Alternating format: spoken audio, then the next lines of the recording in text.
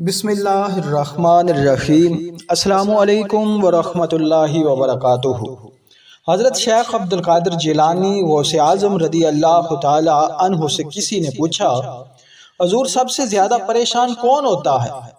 حضور غوث اعظم رضی اللہ تعالی عنہ نے فرمایا، بدگمان آدمی زیادہ پریشان ہوتا ہے۔ جو برا سوچتا ہے، جس کا گمان برا ہو جاتا ہے، وہ سب سے زیادہ پریشان ہوتا ہے۔ پھر لوگوں نے عرض کی، یا غوث اعظم بدگمان کون ہوتا ہے؟ تو حضرت غوث پاک نے فرمانے لگے، بدگمان وہ ہوتا ہے جو برے لوگوں کی صحبت میں بیٹھتا ہے۔ برے لوگوں کی صحبت بندے کے گمان کو برا کر دیتی ہے، سوچوں کو برا کر دیتی ہے۔ اچھے لوگوں کے پاس بیٹھو گے تو سوچیں مثبت رہیں گی، درست رہتی ہیں۔ حضرت غوث اعظم رضی اللہ تعالی عنہ سے پوچھا گیا، حضور عالم کون ہوتا ہے؟ آپ رضی اللہ تعالی عنہ نے فرمایا، جو بندہ اللہ اور اس کے رسول صلی اللہ علیہ وسلم کی فرما برداری کرے وہ عالم ہے۔ حضور جاہل کون ہوتا ہے؟ فرمایا، جو اللہ اور اللہ کے رسول صلی اللہ علیہ وسلم کی نافرمانی کرتا ہے وہ جاہل ہوتا ہے۔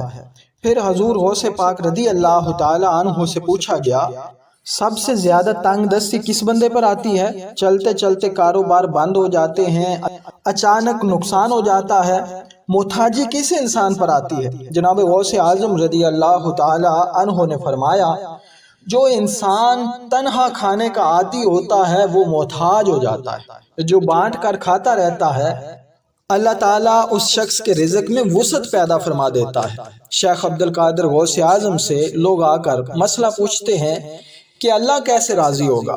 تو آپ فرمانے لگے، میں 50 سال سے پڑھ رہا ہوں، سب سے زیادہ اللہ اس شخص پر راضی ہوتا ہے جب وہ شخص کسی بھوکے کو کھانا کھلاتا ہے۔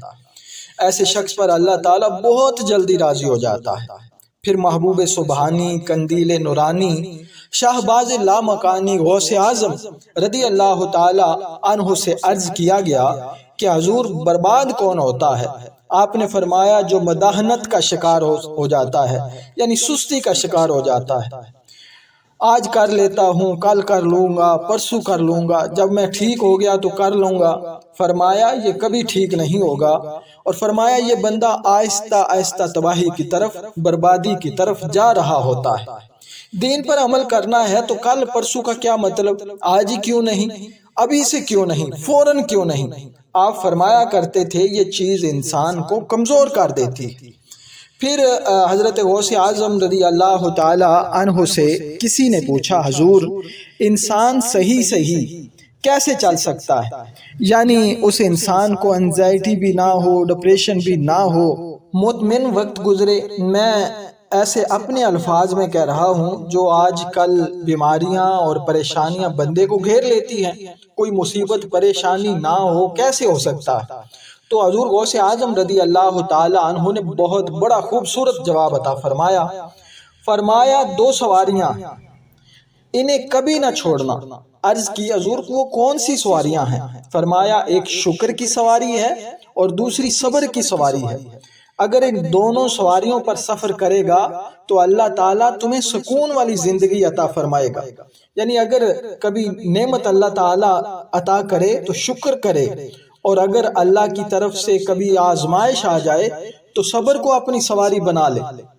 تو اسی طرح غوث اعظم رضی اللہ تعالی عنہ سے کسی نے سوال کیا، حضور میں چاہتا ہوں کہ اللہ تعالیٰ میرے دل کو قرار عطا کرے۔ بہت ہی پیارا سوال ہے۔